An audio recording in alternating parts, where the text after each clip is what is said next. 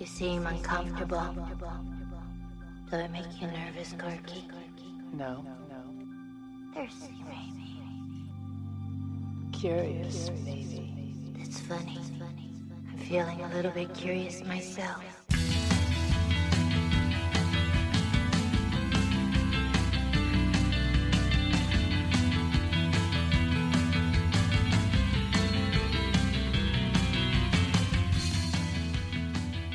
What is it you pray for?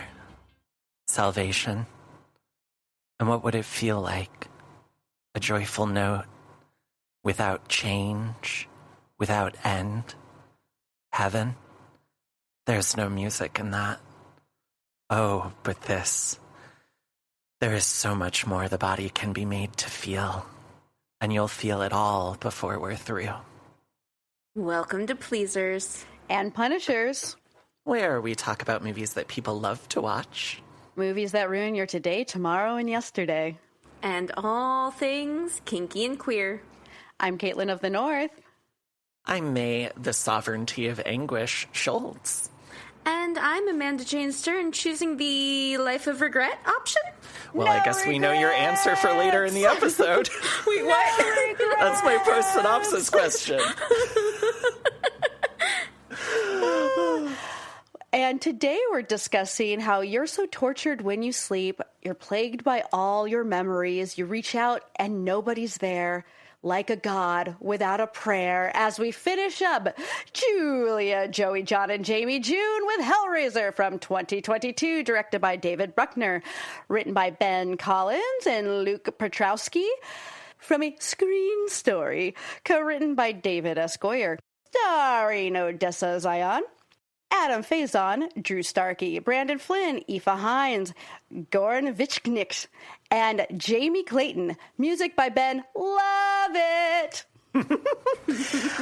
But before we get started, some quick housekeeping. We have officially launched a Patreon, and you can find it at patreon.com/podcastperverts. We have 4 tiers. There's the Petite Pervert tier, which is only $1 and gets you access to our Discord and our newsletter. Medium Masochist, which gets you access to monthly mini episodes and interviews. Horny Harpy, which gets you access to 2 bonus full-length episodes a month, and Lingerie Lover, which gets you access to monthly live streams where we're going to be watching erotic films and maybe even some porn parodies in our undies for your viewing pleasure. We are very excited about this. We've joked about it in episodes before, but we are actually making it happen. And we're just going to go ahead and tell y'all that for July, our mini episode is going to be on season 1, episode 1 of Slasher. I'm really excited to talk about this because I'm a big fan of the first season of that show. And then our full-length episodes are going to be on Obsession and Pretty Lethal. So those should be really fun. So again, that's patreon.com/podcastperverts. And now, let's bring in our chosen guest. She is a comic book writer, art producer, and podcaster with a passion for trans narratives and a lifelong love of superheroes and monster movies. Please welcome Tomi Trembath. Hello, thank you for having me. Of course, thank you for joining us. I was so excited when you reached out. Yeah, no, I'm a big fan of horror movie podcasts. I'm a bit of a regular on Progressively Horrified. So when I saw we're going to be talking about the trans Hellraiser movie, I had to do something to be on that one.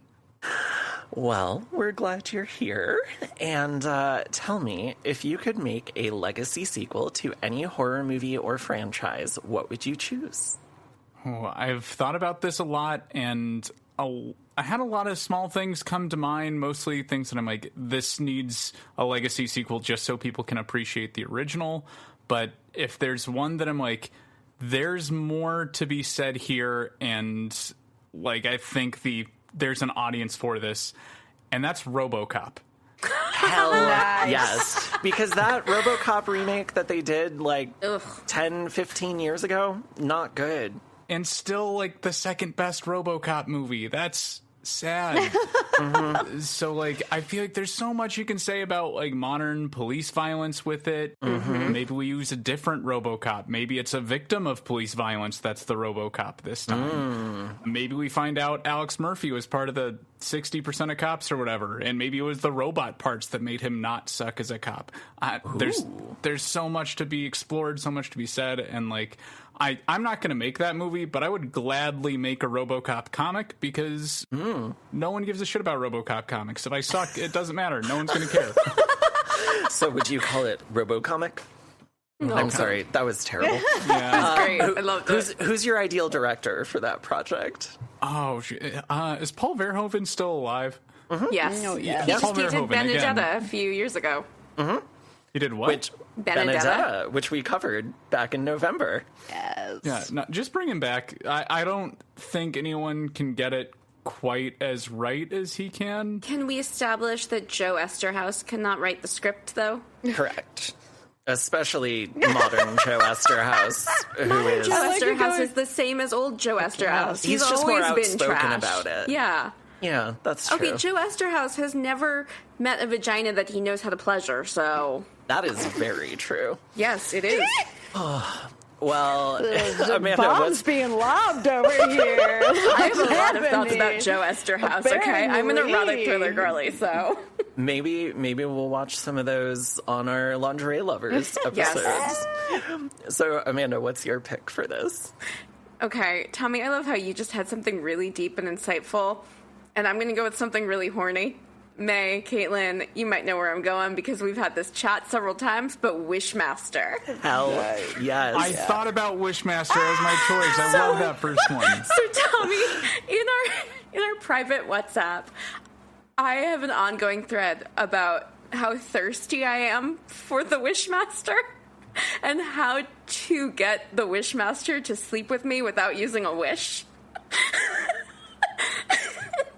To be that's honest, I my don't movie. think it would be that hard. I mean, we've established that you're 100% certified babe. So this is my movie premise. How to seduce the Wishmaster. And who's your ideal director for that project? Who directed the Aladdin reboot, the live-action one? Guy Ritchie. Not him. No, it's got to be a horny lady, but not Emerald Fennell. Do you want my suggestion? Yeah, Nia DaCosta. that would work. I think she could pull it off really well. Or, you know what? Let's go a different way. Greg Araki. Yes. Oh, Yes. Greg Araki presents Wishmaster, a heterosexual film. They're actually showing Nowhere tonight at my local theater, and I'm Are a they little just sad I'm doing a not whole going. like Iraqi like weekend or like June? Is this a Pride thing? Since you also said that Mysterious Skin is going to be playing, is this two different theaters? Yeah, Mysterious Skin is playing tomorrow at a different theater. Ah! Yep. Ah! Yeah. Must be for Pride. All right, Caitlin, what's your pick? Mysterious Skin for Pride. I guess this isn't so much of a, well, maybe. This is a movie that doesn't have any sequels, and I was going to go for something else, but then I really quickly changed my mind. And maybe it's just I want a sequel to Atomic Blonde. Would be Hell yes. Yes. I love that movie. It has been my personality since it came out, and would do Legacy sequel. Would Yeah, watch absolutely. Charlize back. Would it still be a Legacy sequel at this point? I mean, it It's not came that out old. It's just not a that long ago. 10 years? Oh my god, I can't believe it's been 10 years. I'm Sorry. pretty sure it's been 10 years. I feel old. Anyway, same director as the first film. Yes, he is still doing things and is... I think he did a tremendous job with that movie. Yes. Oh, excuse me, 9 years. So we're getting there. close. Very Okay. close. Almost the same. Yeah. So my pick is maybe a little obvious, but Sleepaway Camp. Ah, I want BJ and Harmony Colangelo to write it and Karen Kusama to direct it. That's my pick. I think now it's time to get into some role play. Is that your bathing suit? Is that your overbite? Now, one of you will be the drowning victim, and the other one gets to be our lifesaver. I'll be the victim all your life. You know what else is fun? Yeah, that should have been my transition. Transition goals. Jesus Christ. Oh, wow. Teacher's Sorry. Christ? Yes. It's been a long day. In Belgrade, Serbia, Serena Manikar purchases something from a man for an extremely large sum of money. Cut to a mansion in the Berkshires in Massachusetts, where adorable sex worker Joey is sent to meet Serena's employer, Roland Voigt, during a very sexy party. He solves the last configuration of the puzzle box, unleashing its signature chains. As Joey is torn apart in the background, Voight welcomes the arrival of the Leviathan. Goodbye, cheekbones. We'll miss you. He was adorable. He's so cute. I did not get to watch the whole commentary track with David Bruckner. I only got a little bit into it. But the way he talked about just this actor who plays this very small part he was just like so happy about it and so comfortable with the fact that the character's queer and there's like an orgy going on at this house. He was just like really chill. And I appreciated that, and used the proper language and referred to him as a sex worker, and wasn't like, isn't it funny that he's gay? It's just nice to have a director who's a white dude, presumably straight white dude, not be like that. Yeah, I don't know what his sexual orientation is. Did I look it up? Yes. I mean, I'm a big Bruckner fan, so I love The Ritual. I really love The Ritual. How many twinks do you think they had to go through that couldn't figure out the puzzle box? That's what I was wondering. Like, Yes. how many twinks does it take to solve a puzzle box? Oh my god. surely some came and were like, fuck is this? And just didn't. I'm going back to the orgy. Like, I don't need You're right. to It was my the life. same night. It was different twinks coming in, like, couldn't do anything until this twink could do it. I love that. I love that idea. Oh. 6 years later, Trevor tells Riley that he loves her in the middle of sex. What the fuck is this? Is this just to trick us? Look, Trevor is kind of cute. He's got a really nice butt, but he's an idiot.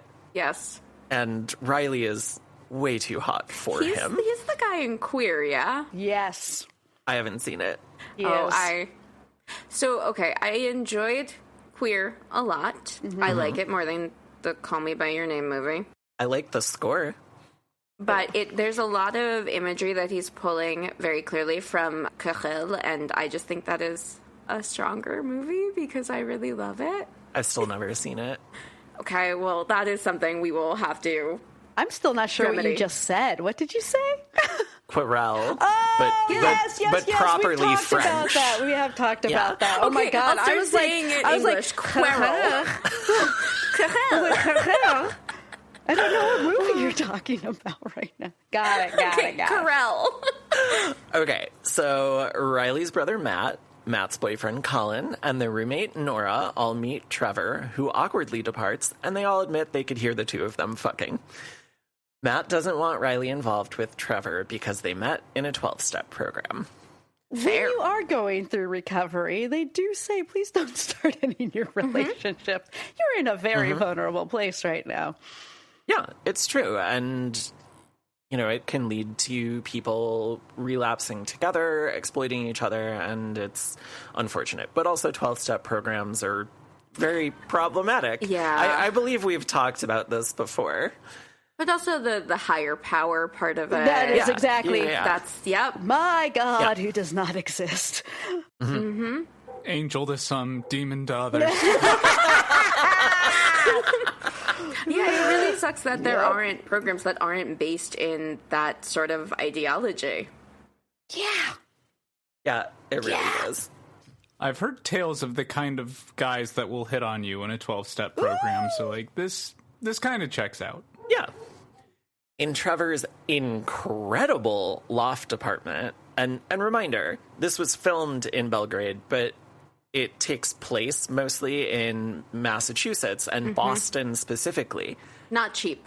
No, that loft apartment in Boston, even 4 years ago, would probably be $3K a month, maybe more. Oh no, that's much more than $3K a month. Okay. I mean, it's pretty fucking big. It's got huge. exposed brick. Yeah, no, It's that's got more a than real 3K. nice shower. I mean, no spoilers, but we do know he has a financial benefactor. So. A daddy. That is true. That should have been a red flag for Riley. Like, you don't make that kind of money delivering art. Should have been a lot No. of red flags. No, Riley, you don't. We're going to be honest. So, in his incredible loft apartment, he tells Riley about a potential score stealing something from an abandoned storage space. In said storage space, they enter a shipping crate, break open a safe, and find a wooden box inside, which contains the Lament configuration puzzle box.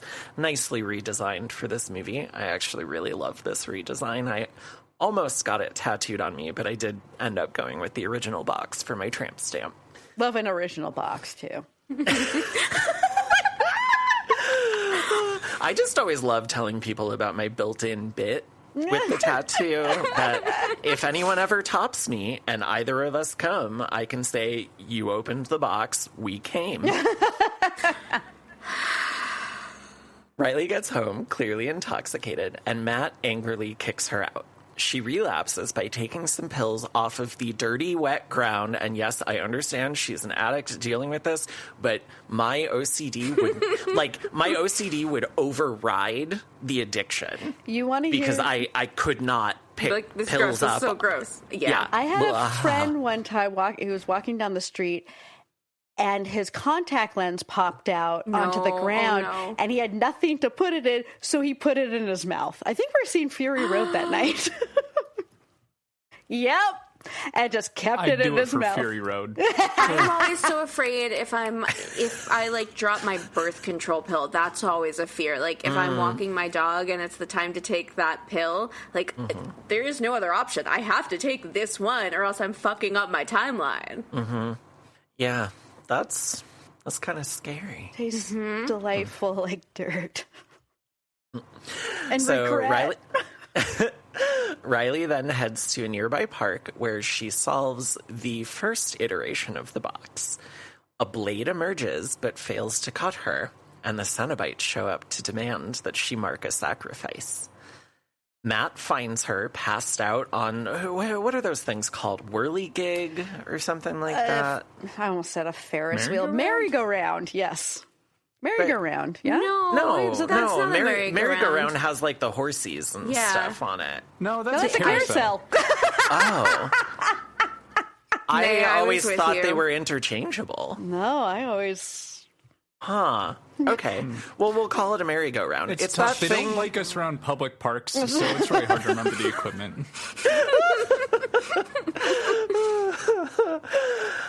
So, yes, Matt finds Riley passed out on the merry-go-round and immediately cuts his hand on the box's blade. As it absorbs his blood and transforms itself, Matt glimpses a portal to hell, and Riley hears him scream. But when she enters the restroom, he's gone. Boy, does he scream, huh? That screaming. I don't know why it is so, like... I think because I had looked down at one point, I was like, oh... I thought Riley was screaming, and I looked back up, and I was like, oh, nope, I am incorrect. He is screaming. Love it. The next day, Riley heads back to Trevor's, where he and his beautiful bubble butt are taking a shower. They start to have sex, but stop when she sees the chatterer. So she tells Trevor about what happened, and they visit Serena at the hospice facility where she is dying of lung cancer. Riley and Serena fight over the box, and in the process solve that configuration. Right into the blood hole. The blade. In the blood hole. Riley and Trevor depart in a hurry. The facility begins to transform around Serena, and the Cenobites appear to take her with them. This is one of my favorite scenes in the movie, and the transformation of all the walls and stuff, other than like the hole you see down into the labyrinth, that's all practical. Those are moving walls Really good. and lighting and various other things that they use to make that happen. And it is fucking phenomenal. How do we feel about the... I don't know, kind of Freddy Krueger-ness of this iteration of the Cenobites, of like, now it's only the victim's like hallucination rather than something changing the world around them. I definitely have a question that's about the change in mythology, about the change in victimology for these Cenobites versus the old Hellraiser movies. So okay, so we'll save that for later. Yeah. Okay. But I love this. I love the dialogue that the Gasp has when she says, "Save your breath for screaming." I just fucking love the Gasp. Oh, that is one of my favorite designs. Like, and I particularly love that she plucks out one of the pearls that looks like it has a tiny bit of rock candy on it from the Weeper's eye, and then makes Serena swallow it. Absolutely incredible. I could not. I could go on probably for hours just on the design of the Cenobites here because I find it so fantastic. Okay. But we'll talk about it more later. Trust me, I want to talk about it too. I'm really excited. Back at Trevor's, Riley researches Roland Voight and finds a series of crimes linked to the man, including the disappearances of 6 people who were considered quote-unquote disposable by society. Trevor tries to get rid of the box, so Riley heads to Voight's estate alone and finds it encased in an intricate metal framework. Dun, dun, dun. She finds a way inside through a gap that my ass and tits could never fit through and begins to explore. Everything is controlled by switches, including the house's metal enclosure and a series of internal gates. In Voight's office, she finds sketches of the Cenobites and research about the box and its 6 configurations. Riley follows Matt's voice and finds him in the basement, then sees his fleshless reflection in the mirror before he disappears just as Colin, Nora, and Trevor arrive. Riley lays out her plan to Colin, Trevor gets drunk in the bathroom, and Nora finds a secret passage where she is attacked and stabbed with the current configuration of the box, which looks like a 3-dimensional Star of David. At least to me, that's what it looks like. Yeah. I do have like what each of the box thingies look like. Box thingies. Configurations look like. My goodness. Nora emerges in the showroom where Joey was killed at the beginning of the movie, and the 4 head out in Trevor's van. Can I call out quick before we get too far from the mansion how, like, the rest of the gang really just Scooby-Doo's their way into the mansion off screen. Like, they're on their little adventure, like, investigating this guy, and they turn around, oh, our friends are here. Okay, well, we did need some expendable characters, so thank you. Yeah. And then they split up, like Scooby-Doo, and one of them gets drunk in the bathroom, like in Scooby-Doo. When you likened it to a Freddy Krueger nightmare, it really does. It does turn into that kind of slasher. You're not wrong at all. Interesting. Again, zoinks. Jinkies. Oh, and this is also when portals begin to open in the road as they're driving away, and this is the origin of my Midwest contractor horror repair character.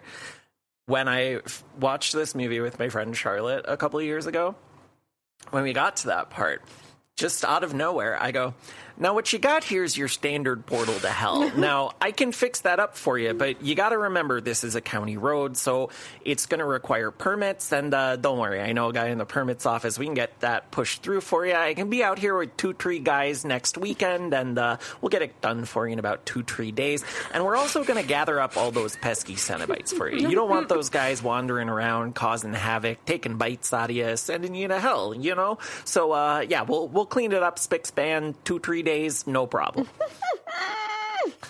And I still want to, like, do that character, but I really don't want to be on TikTok. I want that legacy sequel. How about that? I want that legacy sequel of those poor contractors. The cleanup crew.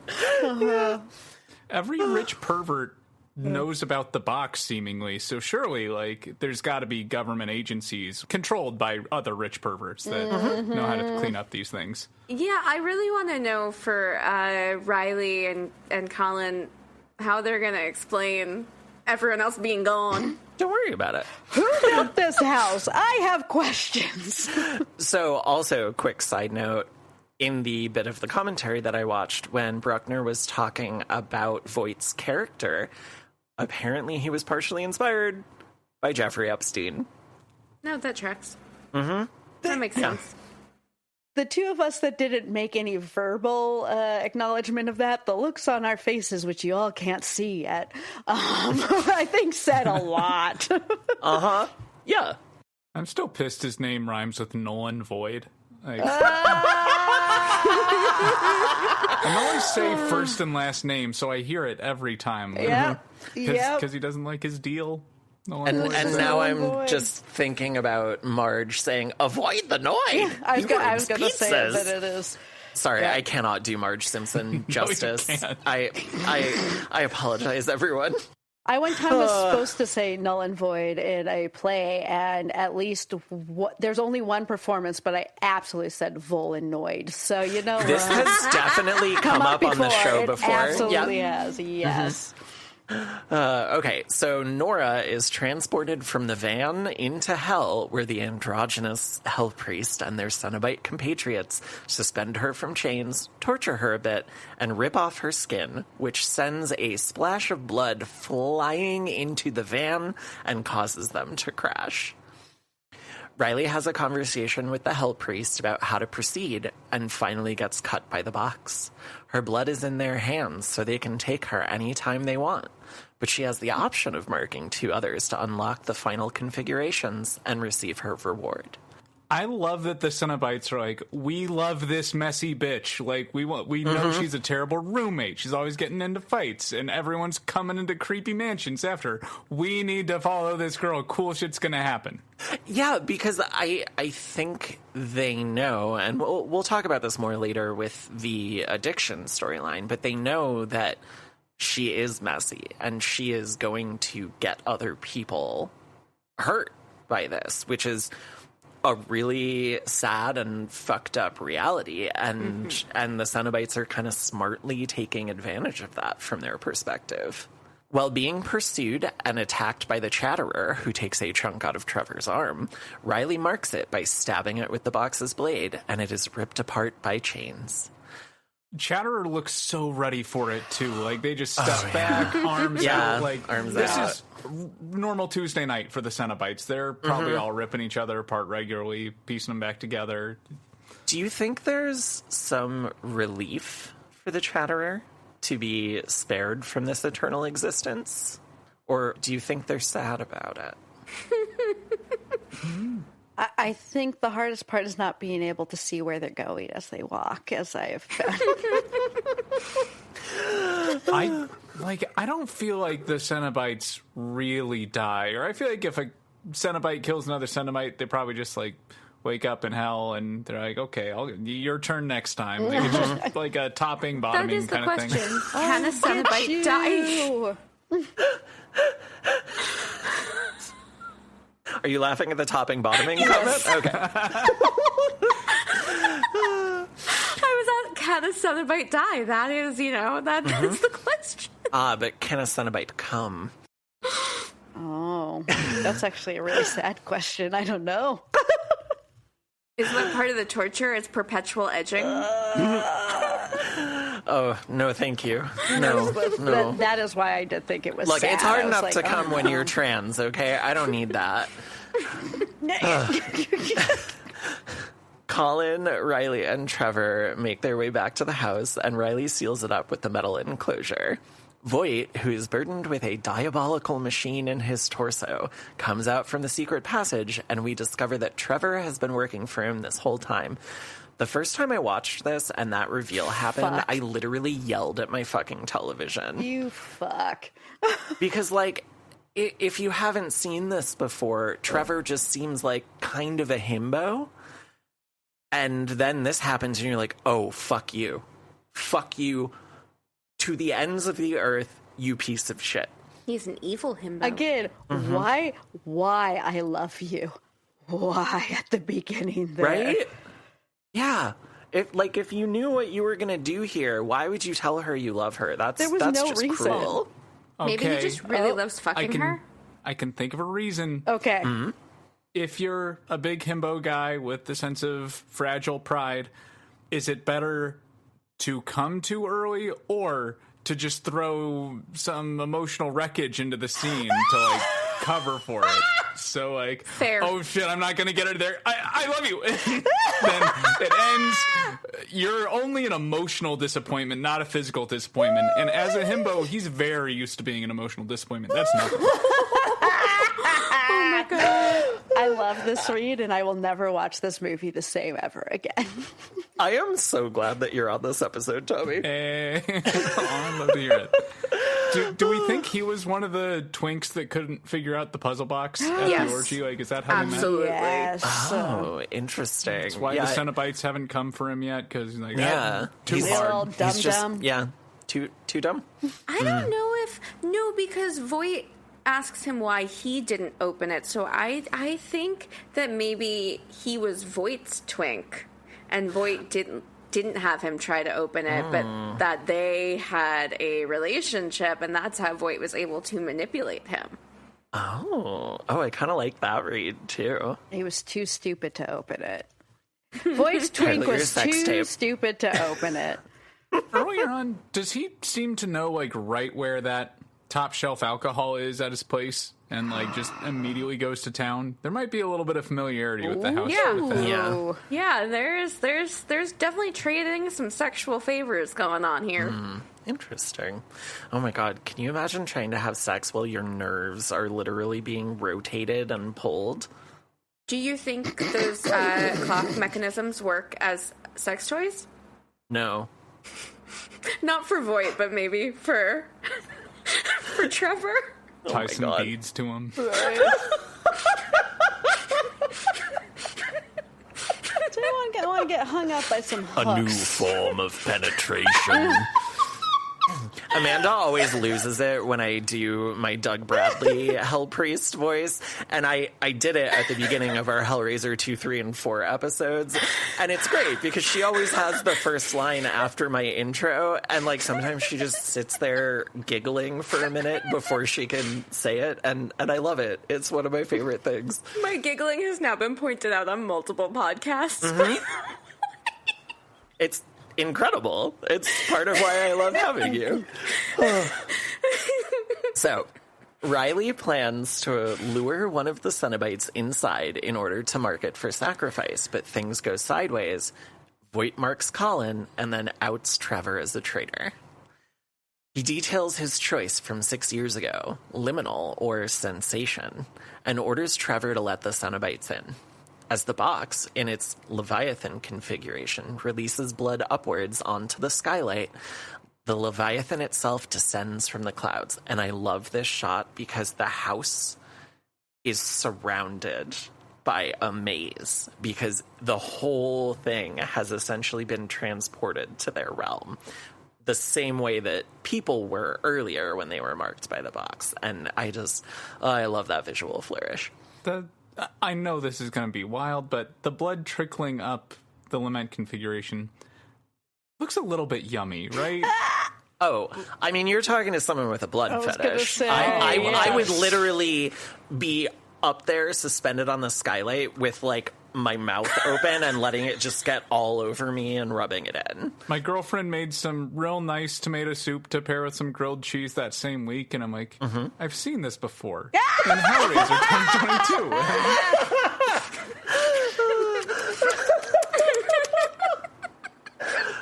What movie is it where there's porridge, but under it is a layer of blood? Oh, it's The Golden Child with Eddie Murphy.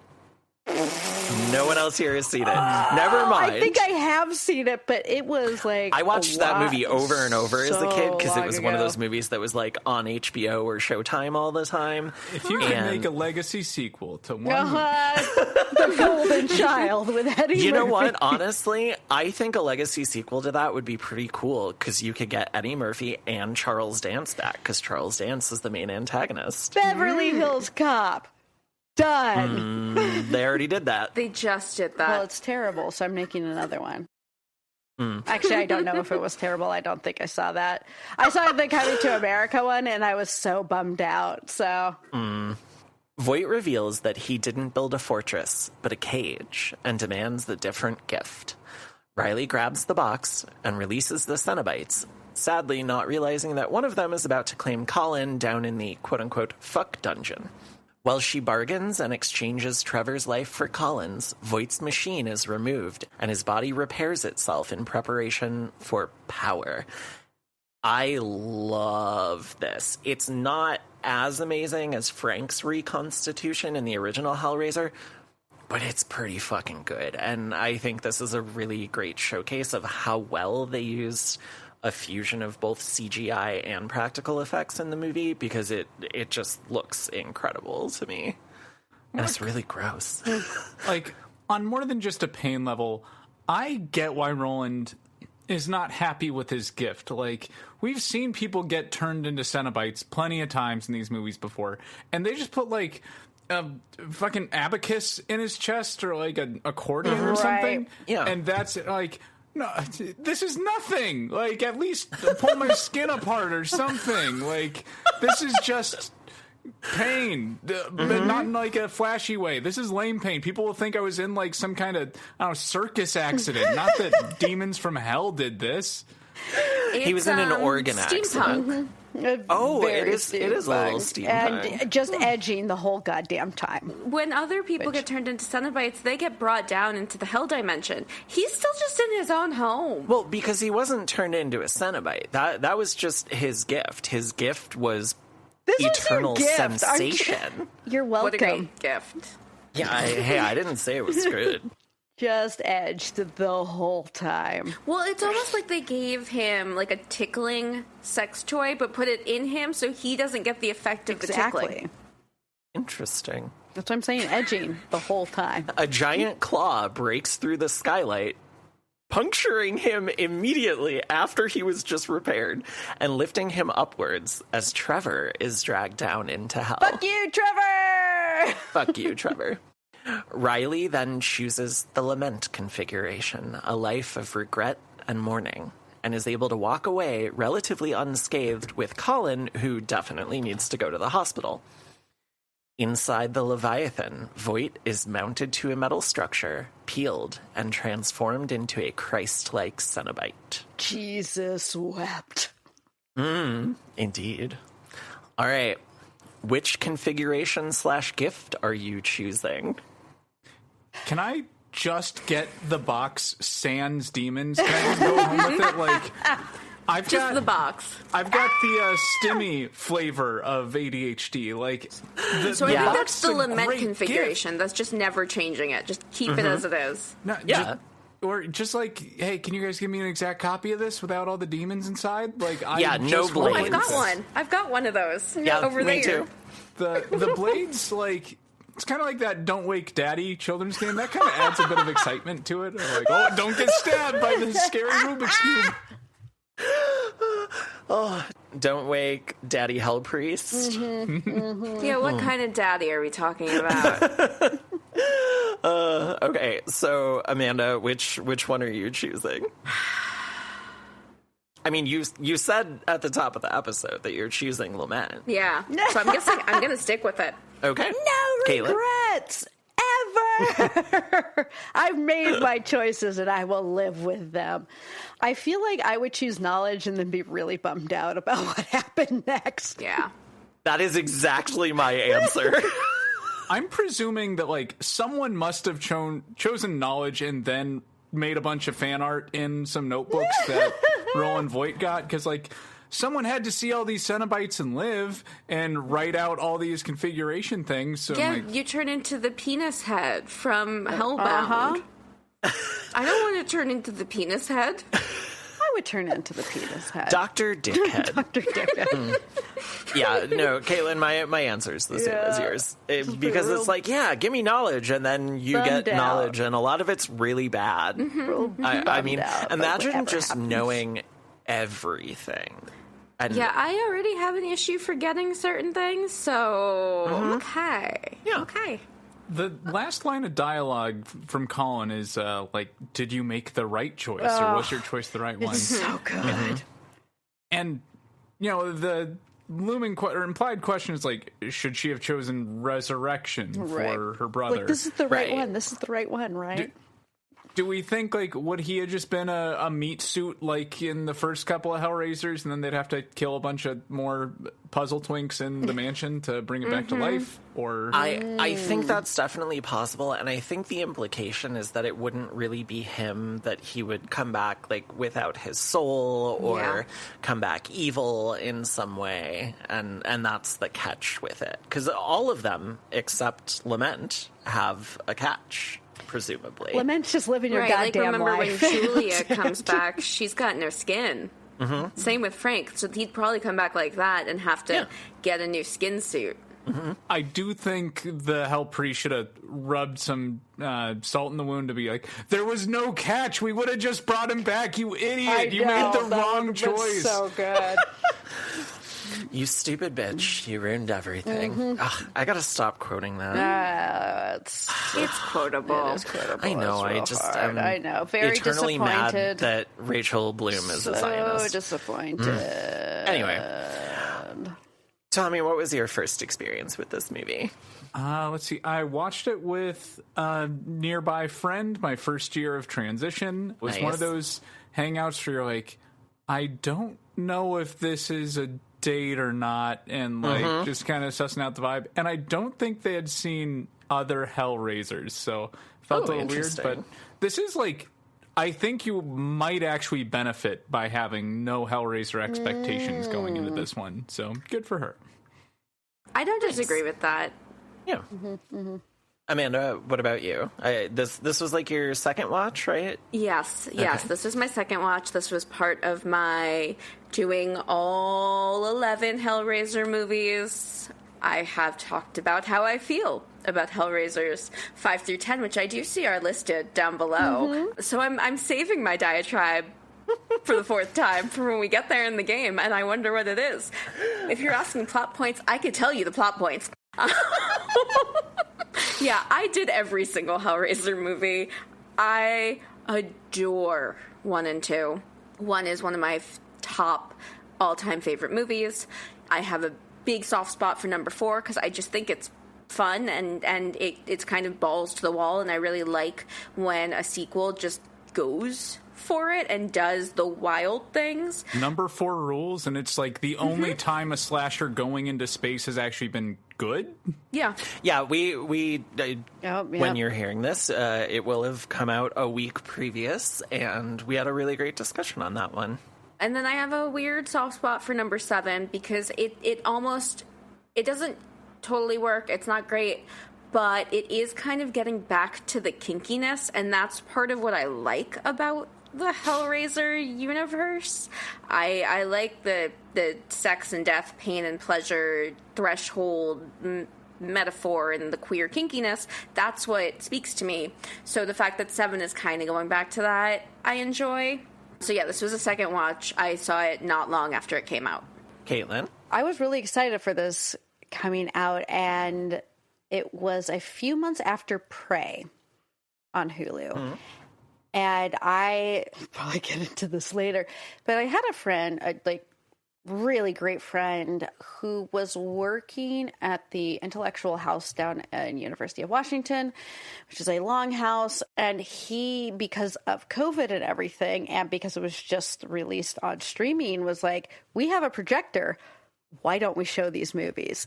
Not like paying for them or anything, but just inviting people to come after hours, a few of us. And so I got to see this like on a projector screen, lots of like really, really fun. And I mean, when I first saw it, again, the production design, and particularly the way the Cenobites were redone, really just hit me in my like solar plexus. Like it transported me in a way that potentially the other movies hadn't, just because of how beautiful I thought the Cenobites looked. And obviously, if you haven't looked at my Instagram, where it is pinned at the top, when I did my Hell Priest look, it was heavily, mostly based off of this movie, because I just, again, I think it is impeccable the way they look and the flayed and the way they use the flesh. And so that was my first experience, which was... And the metal coins yes. are... Yeah, I watched this, my first viewing was October 10th, 2022, so right after it came out. And today's watch was my 11th time. If you've been listening to this podcast, if you listen to any of our Hellraiser coverage, you know that I absolutely love this movie. I did a whole album about this movie that I put out last year, and you can get it on vinyl. Please buy it. I'm poor. And it's really good, and it comes as a double LP, and both records are different colors, and they're gorgeous. And my friend Steven did amazing artwork for it, and I'm really proud of the music on it. Anyway, It's really good. I fucking love this movie. It's part of why I've watched it 11 times. The first time I watched it, I gave it 4 stars. The second time I watched it, it went up to 4.5, and then one of those watches, it went up to 5 stars. This is on par for me with the original Hellraiser and Hellbound. I think if you watch those two and this one, it makes an incredible trilogy. And I love what they did with this. I love that it's different, but it still feels like it belongs in the same world with those earlier movies. And that's part of what makes it work really well for me. But I think we should discuss more of the film's context in our next section, Faith and Chance. I can't exist by myself because I'm afraid of myself, because I'm the maker of my own evil. Goodness is only some kind of reflection upon evil. That's all it is. Alrighty. What was happening in movies at the time? This is 2022. We are hot on the heels of the pandemic. So, not that much was coming out in theaters. It was superhero movies, also legacy sequels, but really big budget ones like Top Gun Maverick, Avatar 2. I forgot this was the year that, like, Avatar 2 came out. Well, I like to just erase that whole thing from my memory, so... As far as theaters, it's literally just that and superhero movies, because, so much got sat on because of the pandemic, so a lot of things that were supposed to get theatricals became just streamers. This was, this as well. Yep. All should have been released in theaters. We're also in the age of the prestige horror adaptation for streamers, specifically the Mike Flanagan universe over on Netflix with, Hill House, Bly Manor, Midnight Mass. Flanaganiverse. Flanaganiverse. That's so fast. I need to edit Oculus for Nightlight, which I just so happened to rewatch last week, and it was Maeve's first time. She really liked it. As much as you can like that movie, which is an absolute punisher. I actually haven't watched it, and I haven't watched it either. It's on my list because I like Flanagan. Yeah, Flanagan can really channel like the horror of a bad trip or like an ego death, like doing it well. Midnight Mass, the end of that, like my first time I was on acid, I got that exact same speech from some kind of mental guide. Nice. Oculus, like reliving the same moments over and over again, like that movie is a bad trip, and I think it's great. I'm not going to watch it again, but I think it's great. I've watched it like 5 or 6 times. It's really good. And that's a big old blind spot. Caitlin, that's one of those movies for me that is like movies for you, where you're like, this movie makes me feel bad. I'm going to watch it. I love this. That's Oculus for me. See, that's been the night porter for me. Listen to previous episode, obviously. Yes. Listen to me making them do Fetish February just to talk Night Porter. Hey, it was a great discussion. And not that much in theaters because of the pandemic. And I was just going to go really quickly through these many configurations of the puzzle box, which, because in 2... in Hellraiser Hellbound Hellraiser, Whichever way it goes. Hellbound, it is Hellraiser 2. Yes, Hellbound, Hellraiser 2. I hate that is the only one that does that with its title. That's my biggest issue with Hellraiser 2 is the word. I mean, I still don't think Hellraiser is the right name for these movies, personally. Oh, should have been Hellbound. Just me. 1, 2, 3, 4, 11, 12, 50. Shark still looks fake. Shark. Sorry, Back to the Future, too. And because in Hellbound, Hellraiser 2, Dr. Chenard has multiple puzzle boxes, and at the time I didn't say anything. I had a moment where I was like, oh shit, am I saving this for the wrong movie? I was like, how many puzzle boxes have there been? I don't know. However, these were very much Hellraiser 2022. So, thank you, Screen Rant. From your article, all 6 configuration of Hellraiser's 2022's puzzle box explained by Robert I've definitely read this article. Wonderful. So, we have Lament. This is really interesting, I think, that with the Lament configuration, because this is the original configuration. This is life. This is, well, they're saying it's life, but this is the Le Marchand configuration. Le Merchant.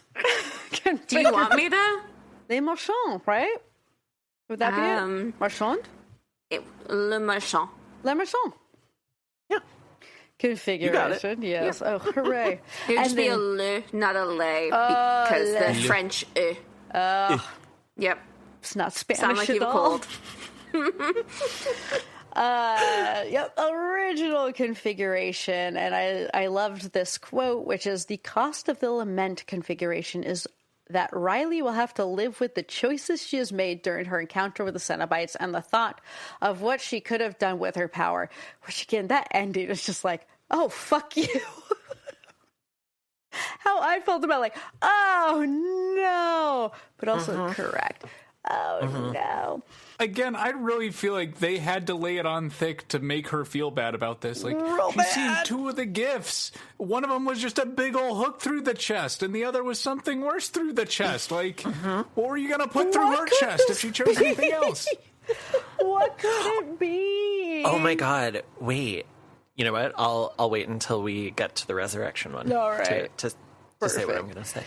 So we have lore, knowledge, which, again, a lot of these weren't got into heavily. So this quote, presumably of the strange cosmology that is only hinted at by the existence of the Cenobites. It's an 8-sided diamond on a cube.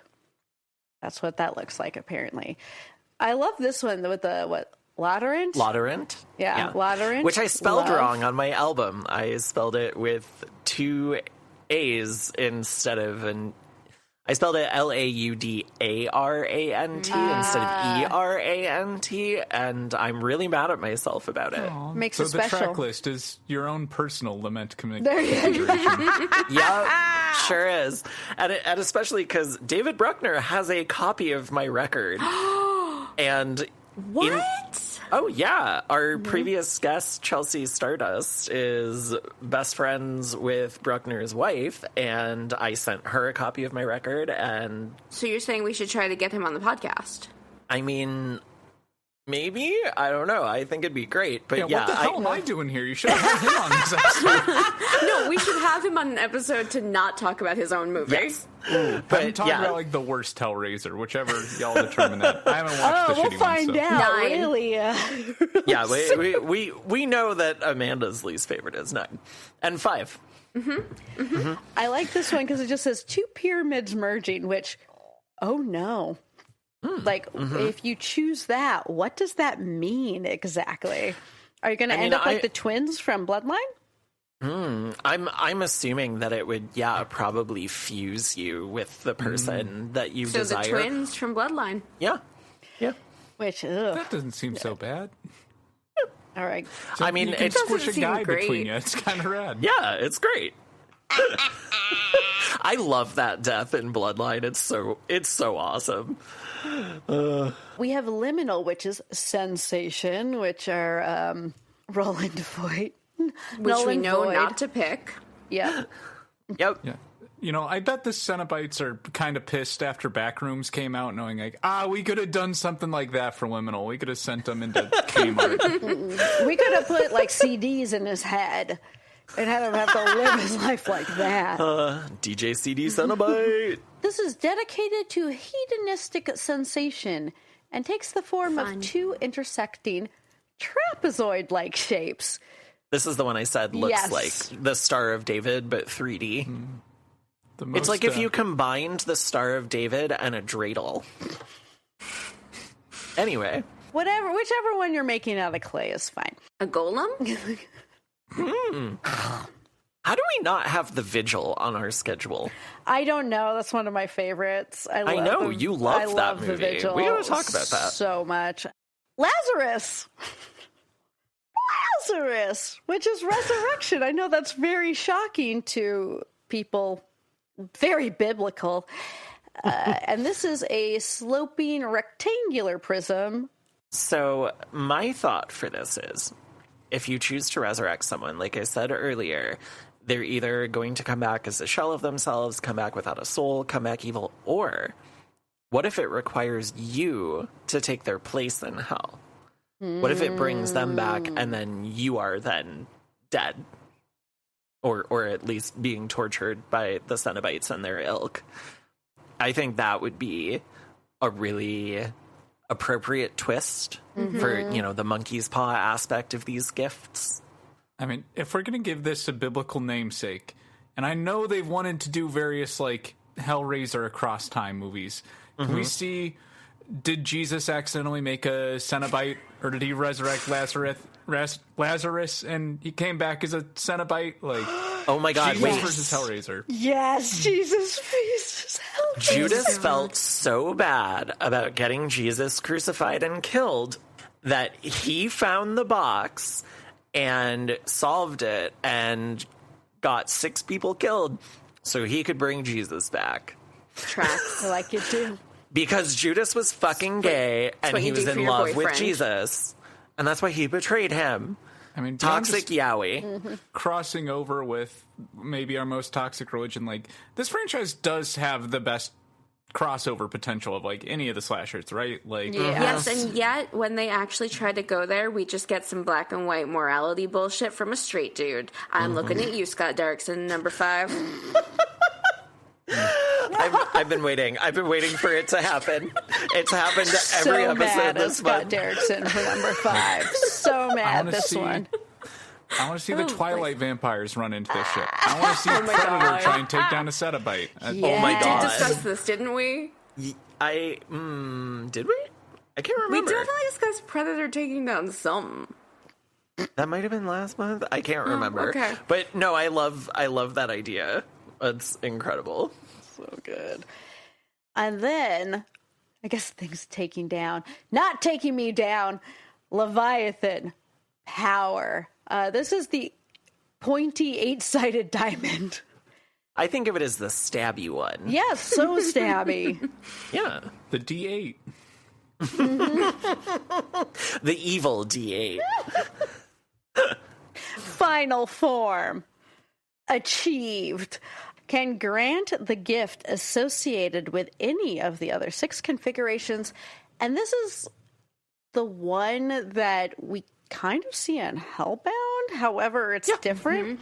Leviathan, ruler of hell, when the god music starts coming in Morse code, apparently. Mm-hmm. But a ruler of hell who commands the Cenobites. And, right? Giant Rhombus who gives, like, Chenard his penis head. Makes him a dickhead. More than he was before. Yeah. A literal dickhead from a metaphoric dickhead. And also turns Roland into a Cenobite. So I feel like this is the one that has the most relationship to the previous entries. Yeah. Yeah, absolutely. I think this might be the choice, just going off what we've seen from the others. Like, being crucified inside a giant triangle doesn't seem that bad. And you get to be like Zordon for the rest of the Cenobites. That's a pretty cool job. Okay, Mighty Morphin Power Rangers Hellraiser crossover where the Rangers are Cenobites. Ooh. There is some kind of fan comic crossover out there I haven't gotten to check out because it's super, like, unlisted, but, like, it started as a Friday the 13th versus Power Rangers thing, and then with each issue, like, I think they put the Ninja Rangers up against the Cenobites or something like that. Amazing. Incredible. I've only seen the covers, and they rule. To whoever it is that made those, please put them back online. That shit rules. All right. Well, this has a lousy 68% approval rating on Rotten Tomatoes based on 148 reviews. This has a 5.9 out of 10 on IMDb and a 2.9 out of 5 or a 5.8 out of 10 on Letterboxd. And those are all too low for my liking. I worked at a movie theater for 5 years, and I worked at a Family Video while those still existed. And I can say, from first-hand experience with a bunch of fucking mouth breathers, that the average horror fan is really fucking stupid. That present company excluded. I mean, like, it would be like Paranormal Activity 3 or 4 or 5 that would, like, be a full packed theater, and I didn't want to hear the opinions of a single person in that movie theater. Like, that's most of who's seeing this. People that'll, like, see It Follows and be pissed, but not for any of the reasons you maybe should be pissed about It Follows. I love It Follows. Also, Paranormal Activity 3 is actually really good, which surprised me. Speaking of movies that just keep being made, let's make down money. And now we'll dig into the meat, the goo, the viscera, the flesh of our brother in a section we call Enough is a Myth.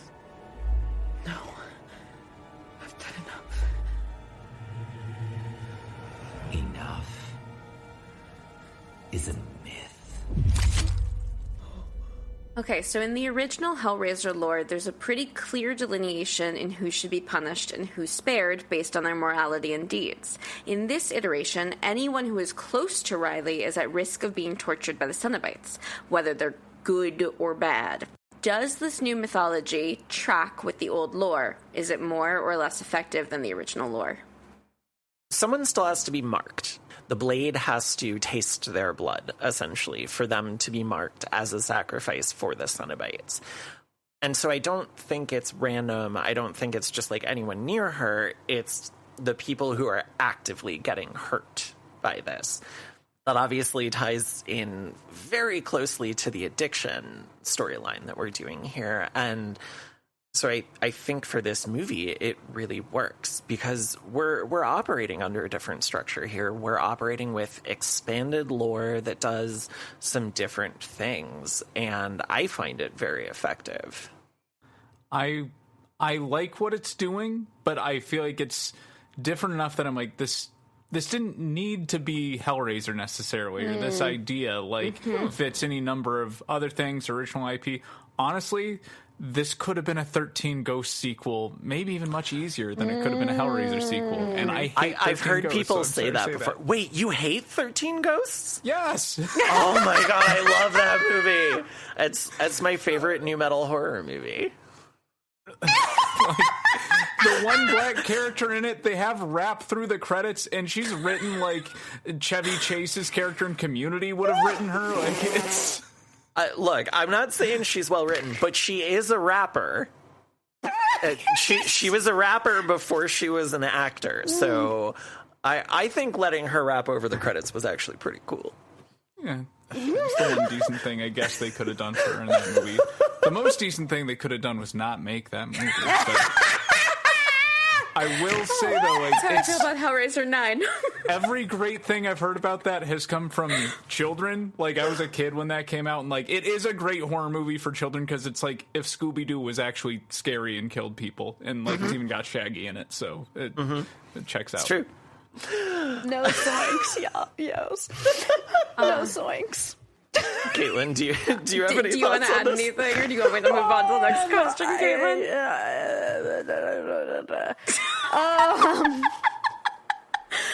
I can move on to the next question. It ties back into the first, so you could just do one big blanket answer. Yep. Okay, yep. so still on the lore, the original movie is a metaphor for the line between pain and pleasure, sex and death. I've talked about this a lot. These are maybe things that interest me. I don't know. This movie changes that up to be a metaphor about addiction and its cyclical nature through the lens of a slasher. How does this change work for you? Does one metaphor speak to you more than the other? Is it kind of hard for you to accept a new metaphor if you love the original? It does work for me, and I think one of the reasons it does is because the subsequent sequels also have different metaphors attached to them for why the Cenobites are being called. 2, they're barely called into the real world. We are going to hell. Mm-hmm. But, with Hell on Earth and Bloodline, a lot of it is not, as we've discussed, attached to that very kinky, queer, leather experience. Has anyone ever been to a kink night where people are being held up by hooks? Oh, suspension? Yeah, suspension and hooks. I've never seen suspension in real life. My first experience knowing it was a thing was in The Cell, when Vincent D'Onofrio's character is suspended above his most recent victim and jerks off. So for a long time, I thought it was just something serial killers did. And then when I started actually exploring kink and I found out, oh, this is a real thing people do, I thought it was really fucking cool. And I have always wanted to see it done. I don't know if I would do it, partly because I have a lot of tattoos on my back, and also just because I have a lot of chronic pain and I don't know how my body would react to it. But I love the idea of it. It might fix it. Yeah. the suspension rack is looking at me. I can fix her. Just let gravity take care of it. Gravity and hooks. Actually, Pinhead probably would be a really good, holistic medical health practitioner. He's got all the acupuncture needles and, all the chains and stuff. This is just his kink night that you see him. His day job, he's actually working miracles on my people. Acupuncturist. You're a bit hyper-flexible. Let's see if we can work on that. Now put this razor blade in your throat. Would you let the Hell Priest do acupuncture on you? I won't let anyone do acupuncture on me, because the one time I tried to do it, I could feel every single needle in me, and it caused me a lot of pain and discomfort, which is not supposed to happen. Oh, I was going to say, I thought that was part of the appeal to it. No, it's not what No, you're not supposed to feel that. I know you're not supposed to be able to feel it at all. Whoever did that, they were not going through your chi correctly. That's not. No, they were. I was just way flippant. too fucked up at the time. Oh, no. Yeah. Really all depends on how the Hell Priest sees me. Am I the messy bitch he's rooting for, or am I the person he's really about to get off on poking in the mouth? Right. Just a little poke in Title the mouth. your sex tape? A little poke in the The mouth. question is, what is he poking you in the mouth with? Well, right. The needles, presumably. He's covering them. Maybe hooks if he's feeling like a bastard. Real sassy that day.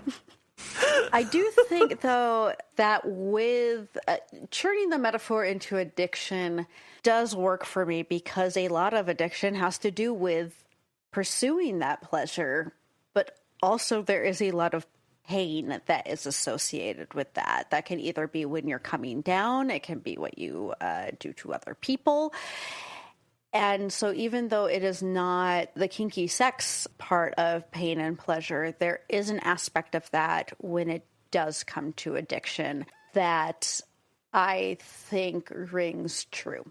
I absolutely agree. And as someone who has not dealt with substance addiction issues, I cannot speak to that directly. I have had friends who have dealt with substance issues, and I know that is something that can really fuck you up, and it can really fuck up the other people in your life. And I really feel for people who are going through those types of issues, because no one wants to be like that. I would assume no one wants to be in a place where they are so dependent on something that it is destroying both them and the people around them, the relationships that they have. And I've unfortunately had that issue with people. I don't I don't have addiction to substances, but I do get addicted to people. And that has been very apparent in a recent, very close relationship that turned into just now a very casual friendship. And I'm still dealing with the fallout of that and how to manage my addictive tendencies toward that person. And this is not the first time something like this has happened in my life, and it probably won't be the last, which is unfortunate, but I'm really trying to get better with that. And so I deeply empathize with Riley in this movie, and yeah, I think that the beauty of this world, of the Cenobites, the Order of the Gash, and what they do is that you can sort of apply it to anything. It doesn't have to be about sex. It doesn't have to be about that type of desire, because people can desire so many different things. And that's what we see here with the different configurations, is that each one represents a different type of desire, a different type of pursuit for something that you do not currently possess. And I love the way that it's handled.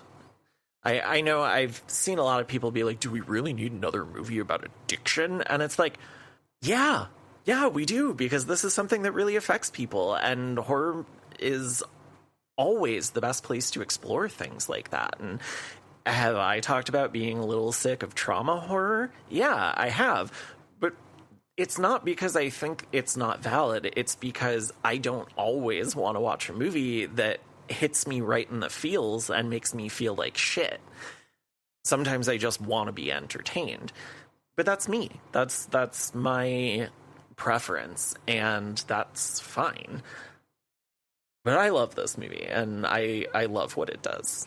All I wanted to say is, oh yes, the shit. This movie replaces the queer subtext of the original with overtly queer characters in the form of Matt and Colin. Of course, Matt gets killed relatively early in the film. Thematically, how do we feel about this death? On the one hand, Matt is Riley's brother and the one person who's always looking out for her. Killing him off shows the consequences of her destructive actions. But, on the other hand, in our current cultural landscape, given film history as a whole, can we also not just see this as another example of bury your gaze? Did you answer the last question? Sorry, I think so. Just making sure. Did everyone get to answer that last one? I think so. Oh, shit. Tommy, did you have something you wanted to add to that? I don't know if I... Yeah, nothing super profound. Okay. Y'all have like really profound things. Mine would just be like, hey, there's a theme of disinterest in sex in this. That's about it. But on the bury your gaze thing, like, I was thinking earlier today, remembering this, I'm like, weird that this Hellraiser movie wasn't very gay, having completely forgotten that there were two gay characters, and they're just so normalized that like it didn't stand out in my mind. I'm also surrounded by a lot more queer people, so it also didn't stand out in my mind.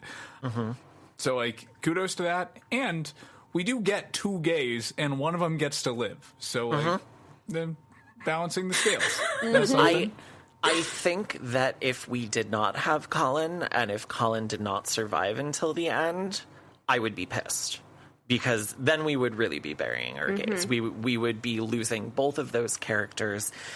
And I've seen people be like, oh my God, they're reading poetry in bed together. That's so stereotypical. And I'm like, gay. Is it? Gay. Is it? Have you ever seen a movie where two gay men lay in bed together, clearly post-coitus, and read poetry together? So the closest thing I can think of is Morris, but that they're not in bed, and also they're pretentious students at Oxford, so that's kind of the point. Right. I don't know. I find that really cute and charming. If my partner wanted to do something like that with me, like read me a poem and have me guess who wrote it, that would be adorable. I would absolutely do that. I would break my no reading in bed rule for that. Like, gay guys reading poetry in bed together is not a trope. No, and so I don't understand why people were mad about it. And I think it was one of those things where people were just like looking for something to be mad about. They could not just be happy, like, oh, we have two gay characters in this movie. They don't make a big deal out of them being gay. They just get to exist. I just saw one of my partners for the first time in months, and we spent most of our weekend together in bed reading This Is How We Win the Time War Together, which is very poetic novella. One of the most meaningful experiences we've ever had together. So yeah, sorry we're not rewatching The Office again. Fuck that. No. Let people read in bed together. It's really nice and endearing. It makes you feel connected, like you're doing. And they also look really hot together. I mean, they're my God. a cute couple. I think my only thing is I wish we got a little more of him and Matt together before Matt dies. But I don't know. It still works for me. I also think because Colin lives, which is wild because I've seen this movie 4 times, and on this last watch, I still thought Colin died. I mean, he gets real fucked up. He gets stabbed with the blade from the box. He gets wrapped in essentially razor wire, and it starts to pull apart his skin. Dude has lost a lot of blood. He lost his glasses. How can he see without his glasses? Jeez. Yeah, I do think Colin would be a great protagonist to a sequel to this movie. Yes, absolutely. That actually to have a gay man be the protagonist would be very interesting and track with the Hellraiser universe. Yes. Oh, you know what would be great? If he was in the Roland Voight position, where he is essentially trying to get revenge on the Cenobites for killing his partner. Oh, okay. Even though was Matt that great? Honestly. I had a lot of problems with Matt. I'm just going to say I did have some problems with Matt. Well, and I think that makes sense because he is the pillar of support for Riley, and she just keeps, in his eyes, fucking up. And that is something that happens to a lot of people who are dealing with addiction. Their main pillar of support ends up being someone who is so close to them that they cannot abide the mistakes. They just want the person to be fixed and to be able to move on. And yeah, I think that was definitely my biggest issue with Matt, where it was hey, if someone is making a good faith effort, and I know it gets really hard, especially if they've fucked up over and over again. However, if someone is I have stopped this, I am trying to stop, I am really making a good faith effort on this so I can, continue living in my house or your house or whatever it is, and that he continued though to think that she was going to fuck up repeatedly, and then at that point it kind of becomes well, if you just think I'm going to be doing this, why don't I just do it? And that part, so sometimes when I watch Matt, I do have a pretty visceral reaction to that character in particular, where I'm just this is I get it. I have had a lot of family members with massive addiction issues, friends with addiction issues, but yeah, it does feel even with people, if you have problems, emotionally regulating, it's well, if you think I'm just going to act like this, maybe I might as well should, because what is the point if not? I can't really remember what the purpose of myself started to talk about Matt and my problems with him, but that's what I have to say. I don't think it's barrier gaze though, because Colin survives and Matt's a bit of an asshole. Yeah. Well, and I also think that Matt isn't killed off as motivation for his partner. Exactly. He's killed off as motivation for his sister. And that's very different. And it's not because he's gay. Right. He's not being punished because he's gay. He's being punished because he got called. Basically. Yeah. Well, speaking of getting called, let's play a game. Hello. You don't know me, but I know you. I want to play a game. Okay, Caitlin, what's our game? Rate me. But not you, Amanda. I mean, we will get to this, I am sure, in this game. Wait, are you saying rate me as if you are Kurt Cobain? I knew the moment that I said that. Rate me. Rate me. Sorry. Wait, where do I have this? This is the one. Okay. Jamie Clayton's going to show up behind me and be like, That joke was off color and uncalled for. I was going to say rank me. They all just sounded the same. Rank though. me. No, I like that. Rank me. Rank me. So, we have Rankin given Bass. you, right? Sorry. Ranking I'll stop. I'll stop. Ranking it. Ranking it to Hellraiser. I'm sober right now. We have given you all, our lovely, lovely listeners, what the ratings have been for the first 4 Hellraisers. Wait. No. 2 through 4, and then 2022. There are a few in between, though. Mm-hmm. Oh, yeah. 5 through 10. So I want you all to guess, from highest to lowest, what are the Rotten Tomatoes on this? How many tomatoes do you think this all got? There are 2 that have 0% rating. And I did the one that has least reviews before the one that has the more reviews. Just so that is what I'm going off of.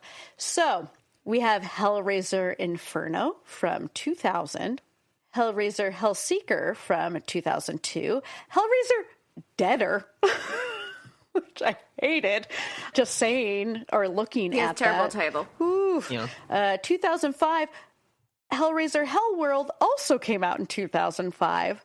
That's the video game one, right? Yes, that's the one with baby Henry Cavill. Yes. Right. And then we wait a moment with Hellraiser Revelations 2011 and then Hellraiser Judgment from 2018. And those are the 2 without Doug Bradley. Those are the 2 correct? without Doug Bradley. Revelations is the one that they made within 72 hours so that they could maintain the script rights. And it's the one I call the Brazzers porn parody of a Hellraiser movie. Right. So does that mean we're going to watch it for lingerie lovers sometime? No. Oh, Look at Amanda's face. Abso-fucking-lutely not, is what that just said. No, I think they filmed it in a porn house, but it doesn't even give me the porn. It just gives me the It doesn't setups. give me the porn. Got it. It's just I the don't get setups. the porn. We I could don't actually get do the it porn. for This is the maybe it's edging incest. configuration. There you go, exactly. We could do it for incest. It's incest month. Oops. Oops, all incest. Okay. All right. I'm guessing I'm going to put Hellraiser at the top just since I feel like that one's got the most potential to have a fan following out of all of these. Wait, which Hellraiser, though? Yeah, we're only doing Hellworld? 5 through 10. Oh, Hellworld. Okay. Keep going. Everyone just keep yelling things out. I love this. I'm not allowed to do this? I mean, you can, Revelations, that's the 72-hour one. I'm going to put that in the 0% category, so toward the bottom. I have seen none of these, by the way, so I'm just going off of reputation. Would you like me to tell you what they are? I've seen 4 of them, but not since high school. I've seen all of them. Which one is the one that's just 7, but not? Oh, 7, actually, but... that's 5 and 10.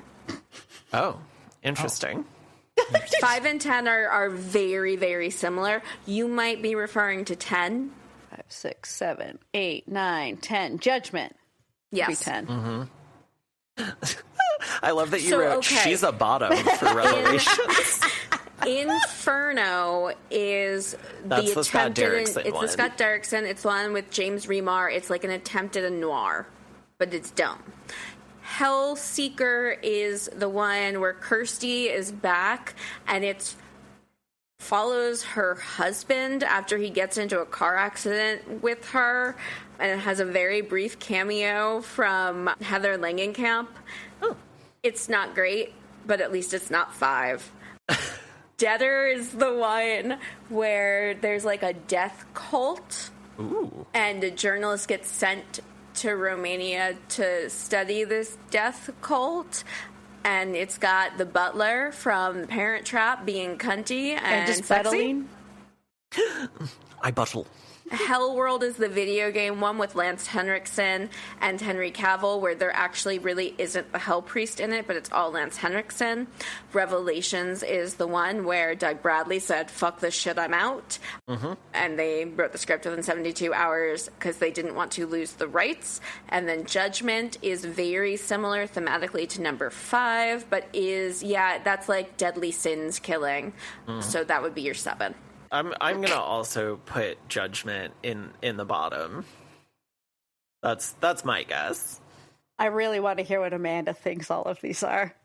Let's see. So I think after 3 and 4, as I recall, I think critics were a little nicer to Inferno because they're wrong. So I think that might have gotten the top rating. I'm putting Revelations at the bottomiest bottom. Okay. And then I'm gonna say Hellseeker, Hellworld, Deader, Judgment. Okay, Hellseeker. Which I think has a 13%. Deader and Judgment, you said it. I think it was Hellseeker, Hellworld, Deader and Judgment, right? Yes. Is that what you said, Amanda? Yes. Okay. So Deader is 4. Deader is 4. Hellworld, Amanda said, is 3. Judgment, then Revelations. How do numbers work? I don't even know. I'm going to agree with Amanda. All right. I mean, it's been a while since I looked up these reviews, but... It's been a while. So in the case of those last two, sometimes that is better. Oh, yep. I've been trying to find a way to work that in for like 5 minutes now. As soon as that stupid-ass name came up, I'm like... I love Pet Sematary so much, and I love Fred Gwynn's Maine accent in it. It's incredible. So I felt when I saw Elon Musk's Children of the Corn looking ass kid that he was wearing as a bullet shield for a while. Oh my god. Scary little lizard child. I'm like, sometimes dead is better. The soil of a man's heart is stonier. All right, how do we do? So this is wild, I just have to say. I'm going to go from worst reviewed to best reviewed, though, as I name these. So worst reviewed is actually Hellseeker. Wow. 0% with 10 reviews. Oh. Okay. And then it's Revelations. She is a bottom. Okay. Just 0%, but with 6 reviews. Ah. So I gave it to Hellseeker because 4 more people were very unhappy with this movie. And then in 4th place, we have Hellraiser, Deader at 10%. Okay. Amanda got that one. Then we have Hellraiser, Hellworld at 13%. Hey, nice. Okay. Number 3. So I got that in 3rd. Okay. Then we have Hellraiser Inferno at 22%, which I know you are so stoked about. And then Hellraiser Judgment at 31%. So the one. How does that have the best rating? No idea. Maybe more people reviewed it. I should have written down exactly how many people reviewed these ones, because I will also say not much. Not many? Yeah, no. Yeah. A lot of people are not watching these. I would guess maybe more people are just hungry for a new Hellraiser with a tiny bit of production, or just like, oh, hey, this franchise is back. As it goes from like 2005, 2011, 2018, before we get to 2022. So now, having seen none of these movies, I have a pitch for an editing project, and I'm like, could this save them a bit? What if we treated this as like a Nightmare on Elm Street, the series kind of thing? Could you edit these all down to an hour, have the Hell Priest be a little quippy at the beginning and end of it, and just be like, hey, here's an anthology that I'm kind of in, I guess, but we're just repackaging shitty stories. Nope. They're really bad. They're really bad. I mean, you could. Hellraiser you can do Revelations is an hour long. Oh, shit. Wow. It's 72 minutes, but yeah, it's basically an hour long. Wow, 72 hours to write it and 72 minutes to watch it. Yep, and it feels so much longer. Oh, no. Wow. Well, I guess it's time to categorize this thing. So, what do we think? I'm going to go with a queer Punisher, because I love this movie. I love watching this movie, but it's not a feel-good time. Yeah, this is a Punisher to me. The end, just in and of itself, like, now you have to live with all of this. And I'm like, first of all, of course you do. This is just my life. Thank you. But it's something that's not usually pointed out in horror movies for our survivors. Exactly. It's not like, oh my God, this is going to haunt you for the rest of your life. It's usually implied, but in this, it's directly said. What does it say about modern society that the Cenobites can come up from BDSM hell, look around, and be like, really? You're staying here? Says a lot. I get it. Fair. Yep. So, Tommy, would you also call this a Punisher? It's hard to say, because, like, I know people that love Hellraiser, and it's like, hey, this is, like, number 3 or number 4 quality-wise, or it's, like, one of the only good ones we have, so if you want, like, this is everything you want from Hellraiser. It's not, like, almost all of these aren't what you hope for. You're like, yeah, I want to see the pinhead guy. I want to see the Cenobites. I'm like, here's some other bullshit. Here's a messy straight couple killing people to get someone's body back, or some asylum bullshit. It is a pleaser in that regard, but, like, I only watched it a second time because I'm coming on here, so... Yeah, but you know what? I'm going to call it a pleaser because it gives us what we want. They made the Hell Priest trans, and that's fucking rad. That was... Yeah, we didn't I'm even talk about Jamie Clayton and how incredible her performance is in this. Every single second she's on screen, every single word that comes out of her mouth is so fucking powerful. I love that they went to Clive Barker's original vision of the Hell Priest and having them be very androgynous. And I love that they chose a trans woman to play that without it feeling like stunt casting or anything. Oh, and how do we just pass right by Enough is a Myth, your recurring theme, and that's from this movie. I get to be on that episode. Yeah. It's also the name of my album. Yep. I really thought about making a line of like, yeah, and I actually made an album about this movie. I'm pretty sure I'm the only trans person that's ever done this before. Mention yours. Wait, you also made... I can play a little keyboard, and I just got a DJ deck that I might learn one of these days. But yeah, nice. So yeah, is that a thing we want to talk about? Like that line hits real hard. That Enough is a Myth. Yeah. I mean, there's a reason I named my album that, and you know, besides the album being almost 100% inspired by this movie, it's also very inspired by the experiences I've had, and like the last song on it is a literal fuck you to my abusive mother. I mean, the last line of the album is, I hope you burn forever. And I think in general, the album was me coping with the disillusion of several really important relationships in my life. And as someone who has borderline personality disorder, I am often told that I am too much. I'm too much for people. Things that I do are too much. And the way I've tried to reframe that for myself is that I am not too much. You are not enough for me.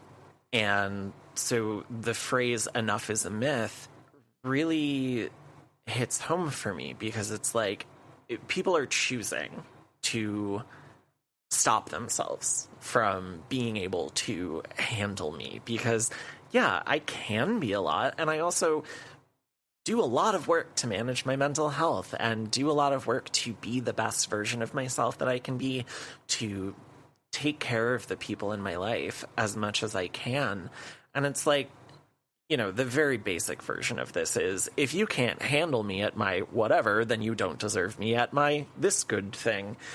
And that's obviously an extremely reductive way to look at this, but it's not my responsibility to get other people to be enough for me.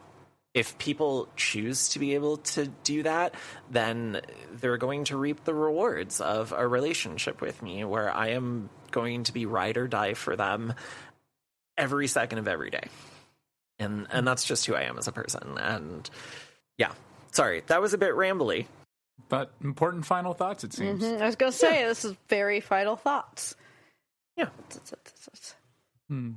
Anyone else have any final thoughts? Yeah, just on that line, I do think that does encapsulate the theme of the film really well, in that the Hell Priest is saying that to an addict, that enough is a myth.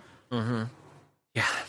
Well, I guess that means it's time to wrap up with what awaits you next time. Don't you see? He's got us now. Okay, this is exactly what he wants. We can't go to the police, not now. He's made sure of that. He's just out there and he's watching us and waiting. What are you waiting for, huh? What are you waiting for?